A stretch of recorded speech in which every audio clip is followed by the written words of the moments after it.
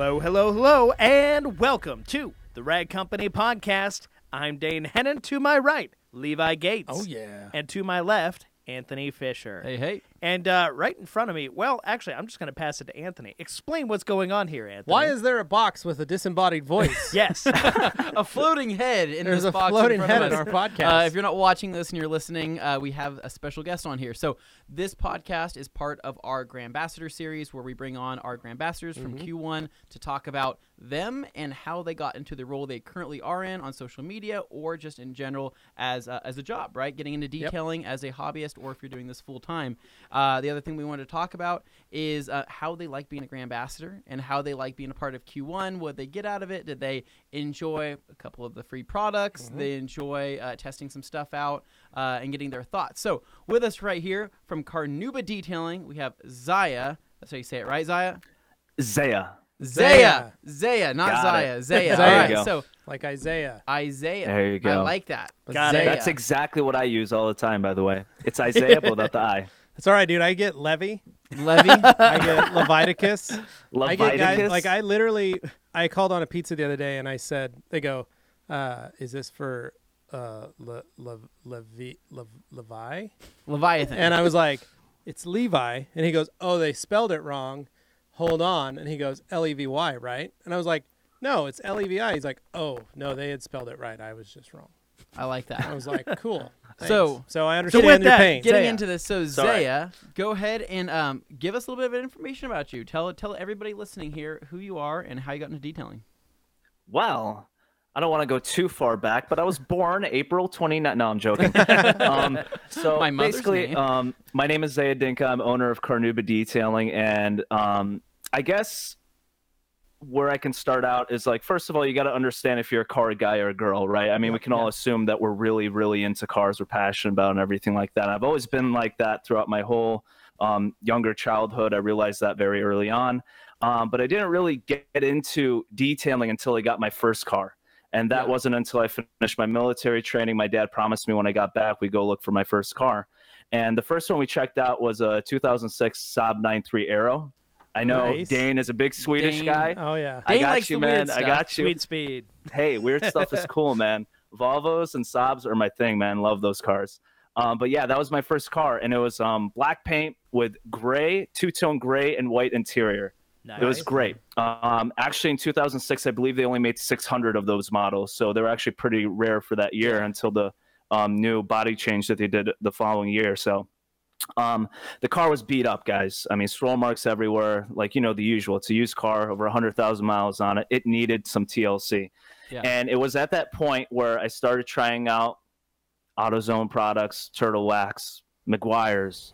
And then I saw the results, but I'm looking to the other cars on the street. I'm like, why the heck is their black car blacker than mine?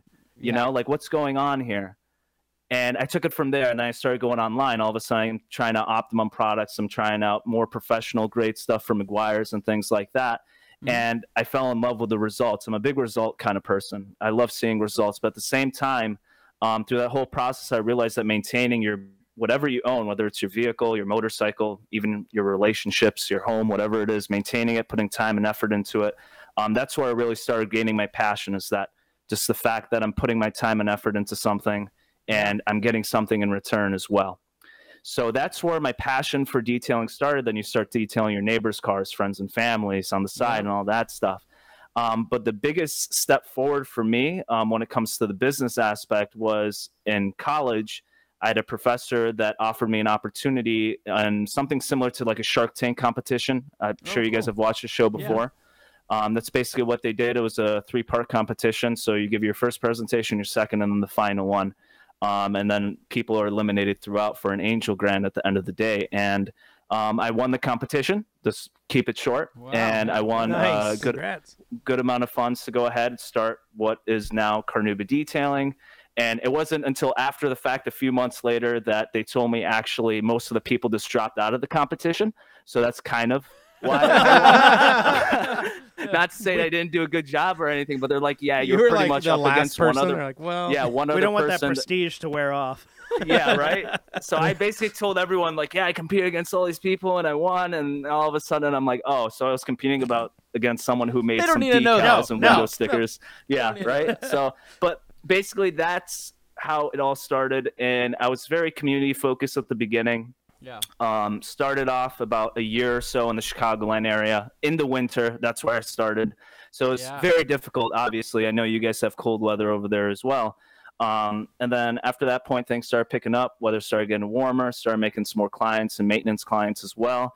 And then we had some family stuff going on, so we had to move to the Arizona area. So basically, I had to start all the way back from scratch. Yeah. And even more so, it's more difficult. I know absolutely no one here. Yeah. No one. I have no really? relationship with friends, family, businesses, nothing. Yeah. So it literally starting back from zero when it comes to that social aspect and then doing it all over again. So it was very difficult at first, and especially moving and family and all that stuff. And Absolutely. so, but I'm here now and I'm in front of you guys on a screen with a decapitated head. So I'm enjoying myself. Yeah. Well, naturally, you turn to the internet then, right? I mean, that's what people Yeah. do when they're like, I don't know anybody here. I'm just going to go online. Yeah, right. Yeah, that's how Dane met his girlfriend. Hey, Actually, you know what? True story. Actually, it is the thing. Well, that is how I met my wife. I met That's how her you on met your wife. MySpace back in the day. Yes. Yep. I Awesome. like it No, all. I met my girlfriend at work. She was in pharmacy. I was a supervisor at a financial institution at the same location. So, but after the move, we broke up. Sadly, we just couldn't handle all the stress and everything. So, but no big deal. Well, hopefully you can dry those tears with our extremely absorbent microfiber towels from the Rag That's what Company. I'm saying. To be honest with you guys, I'm currently taken right now. Bead Makers got me on hold. So, Okay. Just you a heads and up. many others, right? He's into red. Yeah, right. All right. Yeah. So I guess to get into that, so that's great background. We like that. And so right now, so you are running your business out of Arizona, and this is for people listening who are in the Arizona area. But just what's your main clientele? Are you doing mostly private jobs? Are you doing any type of lot work, dealer work, or is this all through word of mouth? And how do you market everything? So right now, the majority of my clientele are I don't do bigger kind of like dealership jobs or anything like that. I'm not really into that. My father's always told me dealerships want everything for nothing. And Is this when I true, started Levi? doing that, and I started going out to dealerships, I realized exactly what he was talking about. And they give you the biggest BS ever. Like they'll be like, "There's a guy down the street that will do it for $50." I'm like, "Really? Oh, yeah. The Dunkin' Donuts right over there? Like, what are you talking about? There's literally nothing over that's there." when you say, go ahead. That's fine. I'm like, yeah, me when that's you need fine. I don't care. So at this point, I'm more so of relationship oriented detailing, meaning that I really like taking my time with my clients and customers, doing follow-ups. There are a lot longer details. We're doing more so paint corrections, coatings, and things of that nature, which is awesome for me. But the difficult thing is I'm mobile most of the time. So you got to deal with the weather and the environment and all that stuff as well. So that's my main clientele, trying to build up my maintenance clients as well. I got about 3 maintenance clients right now. And just keep in mind, guys, I'm only about 4 months into operation. I've been living in the area for 6 months. So if you guys remember, when you guys found my Instagram, I was like 200 followers in. And just a couple months later, I'm close to 700 right now. So Nice. things are moving. You're doing awesome. And that's one thing to where when we first looked over your application as a Grand Ambassador, you stood out to us because without even knowing that we're watching, right? We see how much interaction you had, and regardless of your audience, regardless of your follower account, you were acting like you had 200,000 people to watch. It wasn't like you were only presenting in front of 200 people, and that's what was so cool is that you took pride in it. We could tell that you took pride in it, but you also took great pictures, and that you were very responsive to your followers that you did have. And with that, and you've grown, and I think it's shown with how active you've been over story posts and your videos and your pictures, and then you've also started doing YouTube videos, right? Yeah, YouTube has been a fun time for me. It's a bit challenging trying to keep up with the videos. I'm sure you guys know, especially Yes, it is. with all the video. I have no experience in video editing, audio, or anything like this, but you start getting into it and you learn more along the line. But I guess like the biggest thing for me is, like you said, Even if I have 200 followers or 200,000 followers, I treat them all as the most valuable individuals on my platform. And that's how you got to approach everything in life. Whether what your customer has a Toyota Camry or he has a Ferrari 458 that you're detailing, treat them as best as you can 24/7. So. Oh yeah, absolutely. Well, and surprisingly, a lot of people don't do that. They get excited about the nice stuff, and they're like, it's a Camry. I don't know. Shiny. But it's the Camry owners that get you more and more business. It's the minivan owners that bring you the business, because if you make them feel comfortable, they're the ones that are going to give you references to their friends and their referrals. And you don't know where that may lead, because I had one lady bring in an X3, just a BMW X3. She had me detail it. It was silver with a black interior. It was an easy, clean car. I did it for like $200, right? Mm-hmm. Interior and exterior, just quick, easy done. And I was like, all right. That lady brought me probably another $3,000 or $4,000 in business that year, just for referrals from her. And that was nuts, because I didn't think that it would come of anything, but all of a sudden it was friends of hers that were business owners that had, all of a sudden they're bringing in, a new i8, or they're bringing in a Viper, or they're bringing in, and it's just because they're friends of hers. And, even though she had a little X3, like, I didn't judge her. Yeah, I just did good work, made her happy, So that's all that matters. People don't seem to understand that or forget about that. Be very optimistic in everything that you do, whether it be your actual job or whether you're sponsoring an event. Like when I started, I sponsored an event in Scottsdale. It's called Scuderia Cars and Coffee. It's a massive event. They have everything from Paganis, Bugatti Veyrons to GDMs, Mazdas, and stuff like that. But, it's a good amount of money that you got to put in for the sponsorship. And I'm thinking, is it worth it for me? But I got 1 or 2 clients out of that. But one of those clients had a full garage full of classic American vehicles. Like I'm talking about 6 Buicks, 2 more Cadillacs, couple Chevys. And after taking care of his wife's cars, it led into talking about taking care of all of his classics and maybe putting some up for auctions and preparing all that stuff for him. So be very optimistic about any job that you take up upon yourself, and just, keep going with it. So you don't know where it'll lead. Yeah, exactly. You never know. Yeah. I mean, I detailed Dane's car, and look at me now. Hey, exactly. It's pretty cool to see how things spiderweb out, and no matter, I mean, whether you're doing this, as a full time and you're trying to tackle this full time, or you're doing it part time, you're doing it on the side. Yeah. I think what's really funny is when people do this as a hobby, right, and they enjoy doing it to their own cars, and then a friend says, "Hey, can you do my car?" And they say, "Oh, okay, I'll do your car." They do that car, and then next thing you know, they say they have calls going to their phone. They have texts saying, "Hey, I'm so and so. I'm friends of so and so. Can you do my car?" And you're like, "I just did a friend's car as a friend thing, and now I'm getting business." And I'm running into that, coming in at it from the other side. Yeah, detailing was always my job. I've been doing that since I was 17 years old. Like, that was my job. Like, I didn't, I just got back from the mall a minute ago, and I was seeing kids working at like the Pretzel Time and like the Hot Topic and those stores as they're like, it's spring break, they're working this week. That was I never had a job like that. I always detailed cars and JCPenney's at the mall. Yeah, I never did any of those jobs. It was just me in detailing cars my whole life, right? So when I come here, I take literally like a year and a half off of detailing, to where I don't do anybody's cars, but I get that itch. The only cars I'm cleaning are my cars, my personal cars, but I got that little itch. I wish I could do more on my cars. Yeah. And so now I reach back out and just go, "Hey guys, I'm going to make a little post, start doing it out of my garage again just for fun."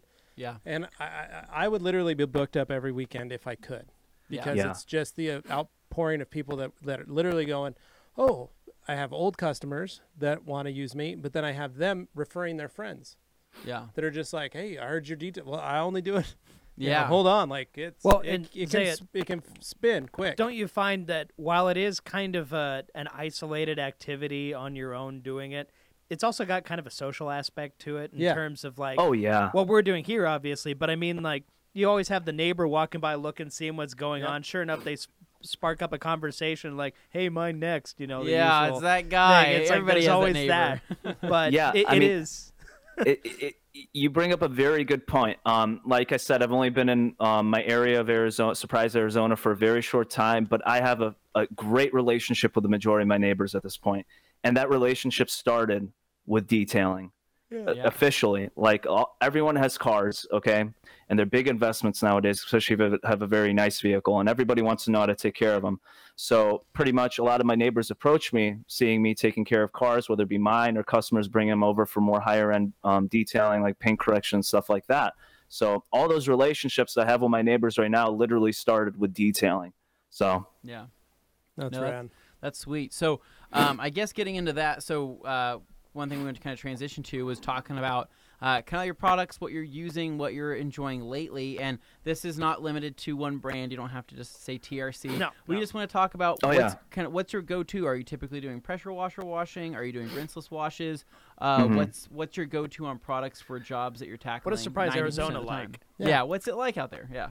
It's beautiful. Obviously, it's warm most of the year. When winter hits, it does get kind of chilly in the mornings. At least our version of chilly over here is like 30 degrees in the morning to 40s. Cakewalk. Yeah, I know, right? But hey, again, I was in Chicago. It was negative 50 degrees when I was Don't worry, there, so I know it's we don't ever have negative 50. We don't ever get we get like negative teens at most. Barely. Exactly. And that's rare.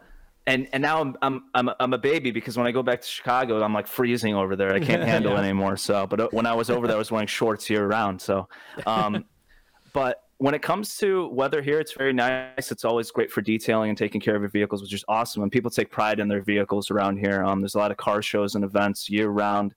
There's always something going on. But when it comes to products, I've always been the kind of guy that's not a brand loyalist. I'll be completely honest with you guys. No, I find something that works really well, and I try to become proficient in that product and tool. And I think that's one of the most important things anybody can take advantage of when it comes to any kind of product and tool, is trying to put time, effort, and become proficient in utilizing it. I'm a big fan of Meguiar's compounds and polishes. I've always used 105, 205, things like that. I think it's a very standard staple of the industry. Yeah. But if you're switching back and forth from like Sonac Perfect Finish to this and that and this and that, you can never really find that perfect touch with your polisher, you and the polish that you're using, you know? So take your time, stick with what you got, and just work with it. And that's my biggest recommendation. But yeah, again, big fan of Meguiar's polishes, compounds. When it comes to ceramic coatings and things like that, I've been using McKee's 37 actually for a good period of time. Reason being, they're very easy to use outside. They provide a full line of ceramic coatings. I don't have any problem with buff off and hazing and stuff like that when I'm in the elements, and that's why I utilize them. And they give great durability and longevity, 2 to 3 years worth of protection on pretty much all their ceramic coatings. So yeah, if you're mobile, that's a good way to go. Yeah, exactly. Besides that, towels, of course, I've always been utilizing TRC towels. The Spectrum is one of my faves because of that dual sides right over there. Really durable. I mean, I still have my Spectrums from like 2 years ago. And I use those like on smaller things, wheel wells, stuff like that. And they're still in perfect condition. As long as you maintain them, wash them properly, you're set to go. Soaps and things like that. I love Zymol soap line. I don't know if you guys know Zymol. They're associated with Swiss wax, I believe. Yeah, I was going to say, that's what I think of. Yeah. The reason why I like Zymol so much is because they have a line for Swedish cars for waxes and stuff like that. So that's how I got in with the Saab. Cool. And I tried trying out their soap solutions, and I have a natural concentrate wash. And this stuff, same thing as Pearl, very similar to Pearl, no residue whatsoever. Like you can foam it up, let it dry in the sun, and it is like awesome. You know, it's like no big deal. Rinse it off, smooth, super slick. Really love that soap solution. I've been using it ever since. So nice, cool, nice, right on. No, but you're right. That's you said earlier about getting good at one product line, like you said with the Meguiar's.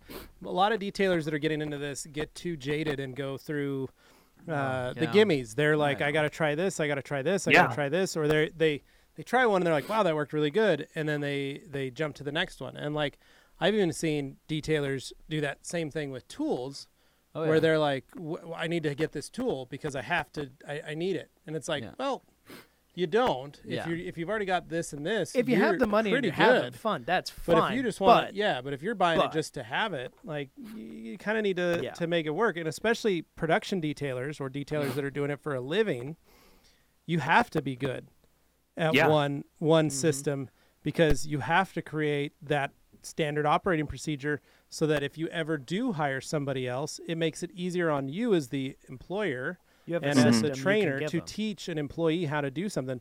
If you give them something and go, okay, on this red car, you're going to do these 5 different products, and on this black car, you're going to use these 4 different products. And they're like, well, I don't even never use a million that. disclaimers and caveats on everything. But if you go, every car, if it's a 1-step, it's this product and this pad. If it's a 2-step, it's these products and these pads. If it's this, it doesn't matter what color car, what type of car.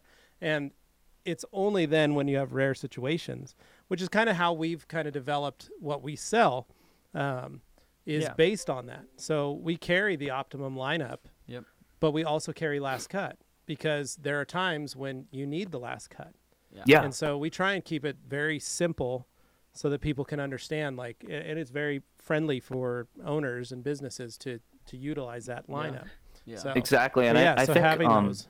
Yeah, and I'm sure you guys know Larry Casella from Ammo NYC and Kevin Brown, Buff Daddy, and all that stuff. And I think they put it perfectly in one of their most recent videos. It's like if you're a race car driver and you're trying to dial in your lap time, you don't go switching your tires every single time. You stick with the same tire, and you continue to practice and become proficient with the vehicle and tires and setup that you have.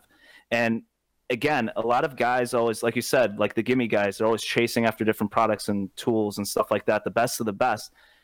Watch that video if you guys haven't watched it. Kevin Brown literally polished a panel to almost perfection with hand lotion. With hand lotion. You know? So what they're trying to say, and I think a lot of guys are starting to realize, it's like, yes, there are products that might be a little bit better than other products out there, but if you have a polish from Turtle Wax, don't look down upon yourself. Work on it, practice it, try out new things with it, higher speeds on your dual action, lower speeds, more pressure, and see what kind of finish you get. Yeah, exactly. And when you guys watch my YouTube videos, I'm always trying out different things, higher end products, lower end products, because everyone's different. But I think when you approach a channel and all they're using are like Car Pro and things like that, it's kind of off-putting to me, because, you know, there might be people that can't afford a $40, $50 bottle of degreaser or Iron X, you know? People want other options. So that's how I approach my YouTube channel as well. What we've noticed, I mean, especially recently in the whole, I guess the world of YouTube and just media in general, is that, you know, you have your different, how do I say it's all tribalism. I don't know how to say this. I don't know how to say this without sounding rude, right? But you have do it. You have these people that have taken sides, and it's kind of like a weird mob mentality to where. I know exactly what you're talking about. You have your people that focus purely on the higher end, right, where everything has to be brand, image, and it has to be price, right? It doesn't matter how expensive it is. That's typically, they think that's a sign of that it's a higher quality product, just because of how expensive it is, and they'll be loyal to that area or that, you know, that realm of the industry. Now, on the other hand, you have this other mob, which is basically it's reactionary. Is what it is.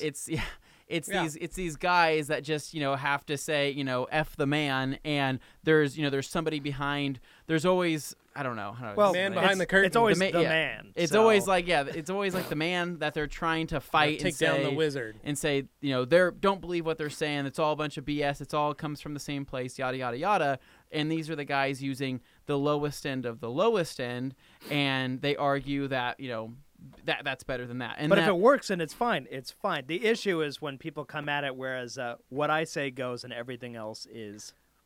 And so, but then you have the logical people, right? The people that kind of sit somewhere in the middle, right? That understand what the higher end stuff is, and they understand why the price is maybe, you know, higher for that particular thing, why it's built to a different, you know, standard, why it has a, you know, a higher quality, things like that. But then there's also people that know how to save money by, let's just say, you know, all-purpose cleaner or a wheel cleaner or tire, whatever they want to do, right? They find ways to save money to where they can kind of drift between both worlds and appreciate it and enjoy it, right? But it's really bad, because the people that are on that higher end spectrum of using all this expensive stuff, they look down on the people using lesser, right? And then you have the people on the lower end that look down or think they're looking down also because they see other people as suckers. So and they see those guys as suckers. But what both groups don't understand, and what the middle group possibly does understand, is that the detail industry is actually very small. Yes. Yeah, and is. all of us are friends, and all of us large companies and manufacturers and businesses are all friends with each other. And when at the very least, we're all aware of each other, and we tend to all talk and go, "Oh, you getting this too?" Yeah, yeah, exactly. And it's the fact that like most people don't really understand this, and so as long as those of us that do and are good, genuine, caring, kind people just play nice, you can go a long way in this industry. It's just being humble and working hard and being accepting and understanding of everything. And like it's the people that have to hunt for the truth, right? And expose people, and they say that, like hunting for the truth or exposing this. Where I'm like, can we say that on this? Okay, we didn't say it. So it's these people that have to expose this, right? And again, and it create this mob mentality of it. And it's negative. It's hate. It's negative. It's not like, hey, I'm trying to help you out, because you're bashing. You're saying something negative about this other company, and then it gets views, and that's why you do it. And exactly. But then you have the people on the higher end spectrum, whether it's companies or people using these things, that they do pay a higher premium for certain products, right? And I understand that some things can be white labeled or off labeled, and they can boost up the price and say you're paying for the label, right? Yeah, but there is, and of course that's all of a business aspect. It's what business is. As a business, you're looking to make money, and you're creating a and product you got a brand. to sell. Exactly. But for the people for the people like us that get to see the ins and outs of all businesses, and we get to know about the politics, and we get to know about that, like we said before, it's a small detailing community, but there is genuine people behind a lot of these higher end companies that are working their asses off to create amazing products that are nice, and they're nice people, they're good people, and it's done in good faith. That's the part that's and just because they have created a premium brand, people are like, oh, they're they're no longer obtainable, right? That polisher is too expensive. It's and I'm like, do you know how much R&D went into this? Do you know how much work went into this? And then how everything is all these cheaper things you see is a knockoff of that higher end thing, and it sucks when you see companies, especially there's a couple companies that we work with that they started from the bottom, worked their way up to build a premium brand with a premium product, and then they have people knocking them off, and then you have people saying, oh, it's just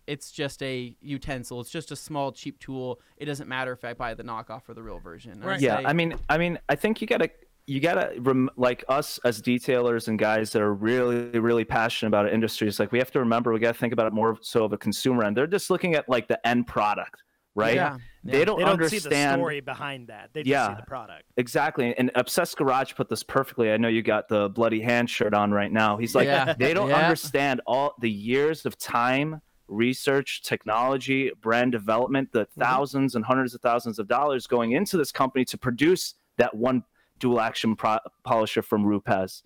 And then you have other manufacturers starting to rip it off, which, hey, like I said, I'm not getting into politics. I hate politics. I know we've talked about this before, actually. I think politics divide people, and you do see that sometimes in our industry, but overall our industry is pretty kind to each other. We like supporting each other overall. And I think that's awesome. We have to continue to do that both on the detailer end and also the manufacturing end as well, I personally believe. As long as the manufacturer is trying to provide to the community, help out the car community, have fun, and make quality products, I'm in. You guys see me supporting chemical guys, my local chemical guys detailing garages all the time.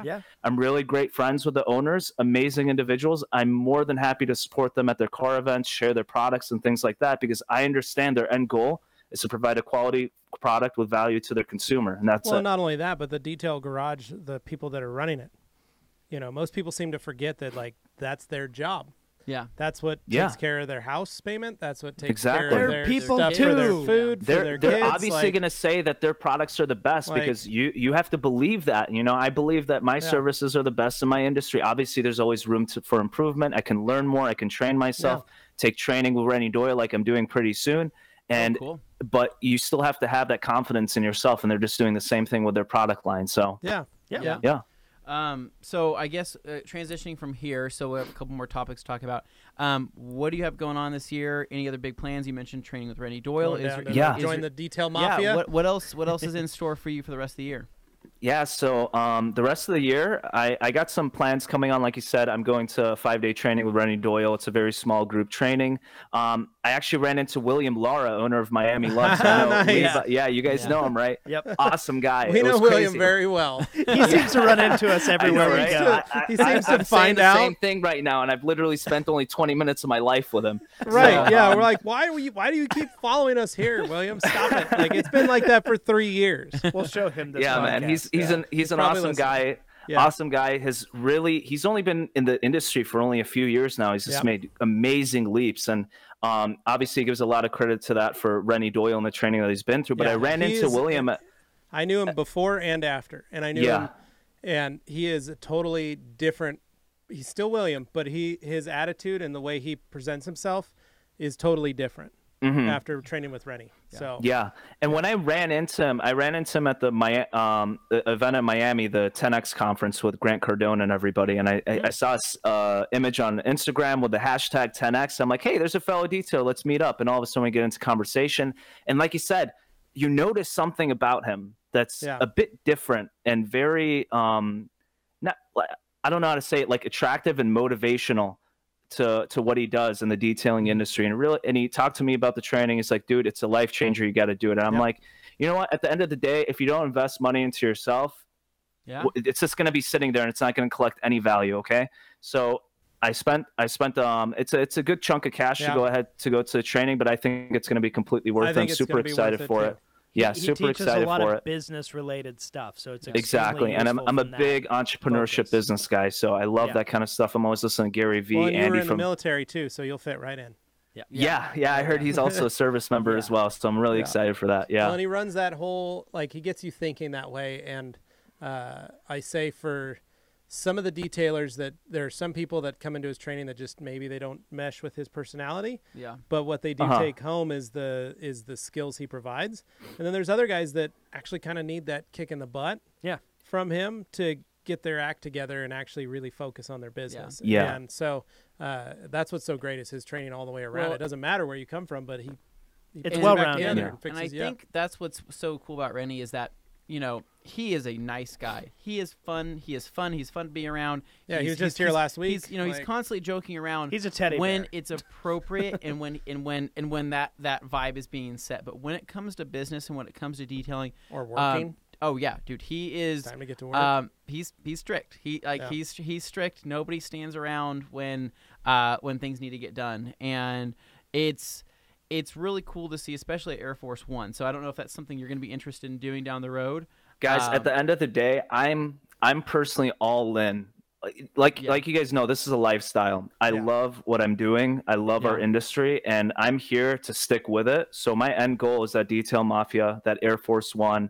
I want to open up a couple of shops in my area. I want to have an effect on our industry to the best of my ability too. So awesome. It's an experience. So that's why I'm saying, if you can make it out to Air Force One, if you can get your hands on a 3401, polishing under a wing, getting on top of a wing, doing something like that, it's such a lot of work. It's a lot of work, but I've never experienced anything quite like that in any part of my life, seeing how many people work together fluidly, but just from all walks of life. From all walks of life. You know, male, female, young, old, doesn't matter. But it just, these people have this end goal. But it's so funny because you see all these people putting in. They're busting their ass. They're working harder than they've ever worked. But at the end of the day, they're still energized. They're still happy. Yeah. They're still they're looking forward to the next day. And you'd sit there and think to yourself, that's a lot of work. You'd be done. You would want to take the day off. But these guys, I think they feed off each other in that way. We do a dinner. They do a dinner one of the nights during Air Force One. Yeah. And the rule is not to sit with anybody that you know. That's right. And so the four of us, the three of us plus Jeff, when we go, we all have to sit at different tables with different people that maybe we didn't get a chance to meet or that we know. It's hard for me because I know so many people in the industry. So I'm just it's not really fair with him. I'll sit over here. You just go to a random table with a random family. It's like, hey, Levi. Levi's not even with the group anymore. The Smith family over there. I'm like, hey, guys, what can I do for you? Whereas if I sit somewhere, they're like, who are you? And if Anthony sits somewhere, they're like, oh, it's this guy. Yeah. But the rule is no phones. And you sit with somebody that you don't. You sit at a table with people that you don't know. And no phones, and the first person to pull their phone out pays for dinner for everybody. And the goal that's is, as one. That group, you are forced to interact. Yeah. Have conversation. And we've had we leave that dinner. Yeah. It's a and fascinating we have some great conversations with time. who we talk to. Yeah. And, and that's what's the funnest thing is just like getting to know these guys and go like, oh my gosh, like, you had some guys that were four totally different people. Oh yeah, and four totally different businesses, but they were all detailers in their respective areas. And it's talking. I was talking about social media. They said, "Hey, so you know a little bit about social media?" I'm like, "I know a little bit." I'm like, "Let's talk a little bit." And so, and we got to dive in. I kind of got to give them, my thoughts on things that might help them out, and they were just, they had just absorbed it all. But it was fun to see the different walks because like one guy's like, I have like 1,000 people in my city that I detail for, so I use Facebook classifieds. Yeah, and we were like, he was like, well, why? He goes, because that's how everybody uses it. Everybody like, finds that's them. What they do, and I use Craigslist ads, and like, he goes, because that's just my city. Like, there's nobody. That's how they do it. Yeah, another guy was like, I'm spending this much money every month to have these kind of ads run because I'm in this large metropolitan area. Yeah, paying for banners, paying for billboard. I mean, I'm like sitting there, holy smoke. So, but either way, it's a good choice. That's good, and that's awesome excited to have you that you're looking forward to that. I guess the other question is too. So, I guess going to being a Grand Ambassador, and we sent you a care package at the beginning of the year for Q1, and we were talking to Omar, so Mr. 847. He so we asked him, what was that? Was there any negatives? What was the downside? And for him, he's actually in Chicago area, right? Yeah. And he said he didn't even get to use a lot of the products because of how cool it was. Because I even tried to warm my garage up. And because of the weather. And so we were like, dang it, that sucks. But, he says he's looking forward to that. So with that said, you being in Arizona, you got to play with some stuff. What did you like? What did you not like? Did you have any favorite products that we sent you? I mean, obviously, what can you not like about free products, number one, okay? So that was pretty awesome. Just being real. Just being real, being completely real. Favorite products, I would say the most surprising product, the most two surprising ones, I was more impressed with your general purpose car wash towel. Yeah. And then also the IK foamer over pretty much everything else. Because I was approaching the IK foamer, I'm like, you got to pump this thing 30 times and this and that. And then all of a sudden I used it once or twice. I'm like, holy crap, this is awesome. Okay.